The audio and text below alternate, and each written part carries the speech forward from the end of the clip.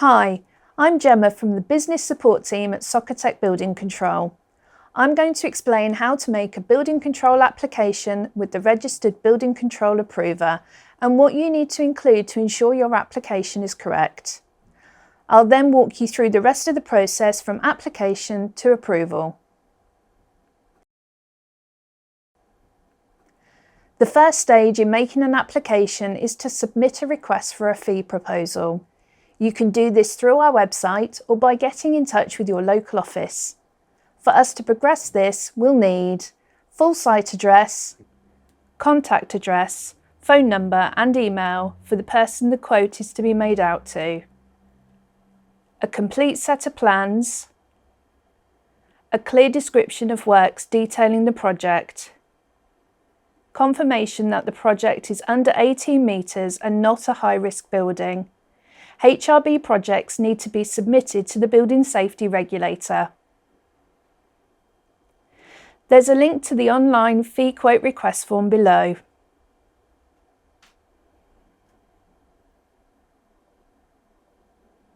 Once the fee quote is issued and you wish to engage our services, you'll need to complete the online application form.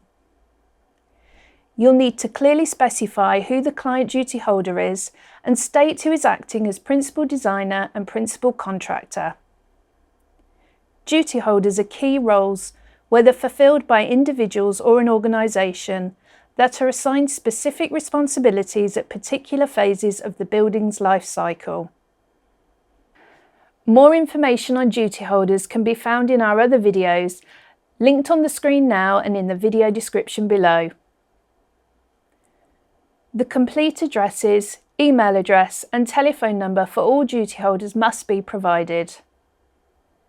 You'll need to ensure that our fee proposal has the full and correct site address and ensure the address of the person that the invoice is to be sent to is also correct. You must provide start and commencement dates.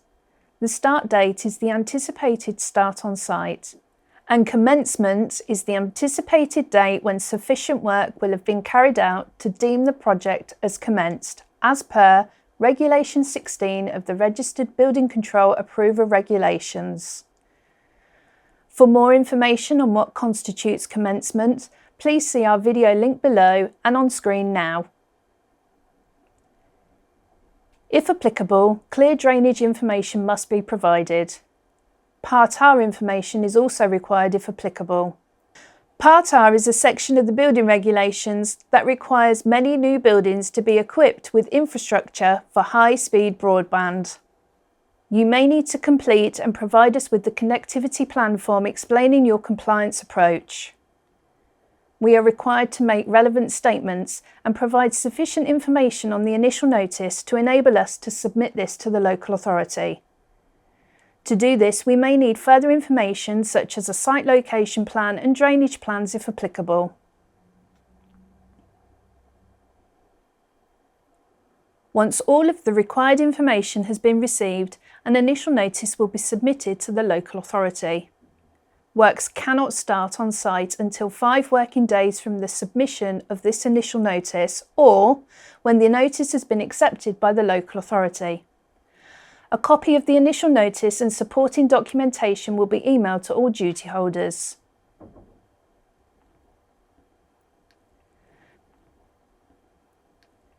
The duty holders are required to provide us with the start on site notification at least 2 days prior to the work starting, and a commence notification should be provided to us within 5 working days of the work reaching the commencement stage as set out in the original initial notice.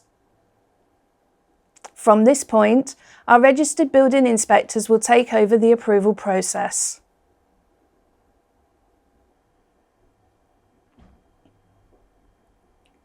Once all works have been completed to the required standard, a final certificate can be issued.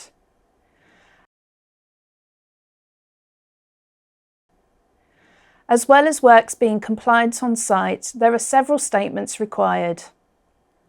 Final inspection declaration statements must be supplied. Each duty holder, client, principal designer and principal contractor is required to make a statement at the end of the project. A declaration is also required for each and every duty holder that has worked on the project at any stage. It is the client's responsibility to collate, check and send these declarations to us. A Regulation 38 fire safety declaration may also be required. Regulation 38 applies to relevant buildings. These are buildings subject to the Regulatory Reform Fire Safety Order, including new buildings, extensions or a material change of use, and where Part B of Schedule 1 imposes a requirement in relation to the works. In this case, the person carrying out the work must give the fire safety information to a responsible person no later than completion or occupation date. The person carrying out the work must complete and return to us the fire safety declaration confirming that the information has been passed over and understood.